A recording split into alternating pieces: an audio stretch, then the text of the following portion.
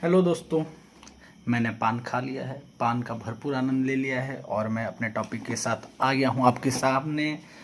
जल्दी से हम रिवीजन कर लेते हैं जो हमने कल और परसों में पढ़ा था।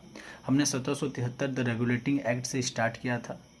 उसके बाद हमने 1781 का एक्ट ऑफ सेटलमेंट देखा। उसके बाद 1784 का पिट्स इंडिया एक्ट देखा। उसके बाद 1786 का अधिनियम या एक्ट ऑफ 1796 देखा, जिसमें लॉर्ड कॉर्नवालिस को गवर्नर जनरल बनाया गया।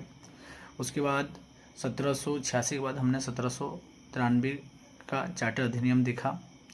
अब हम आते हैं 1793 के बाद 1813 का अधिनियम या चार्टर एक्ट ऑफ 1813।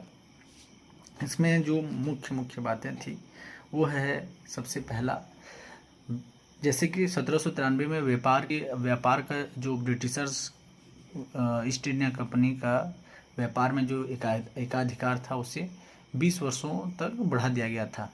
उसी को 1813 में समाप्त दिया गया।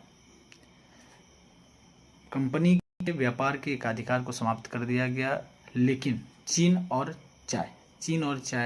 चीन के साथ व्यापार तथा चाय के व्यापार में अभी भी एकाधिकार उनका बना रहा। सबसे पहली बात ये होगी एकाधिकार से संबंधित 1813 का चार्टर अधिनियम में। और दूसरा है मिशनरियों का आगमन।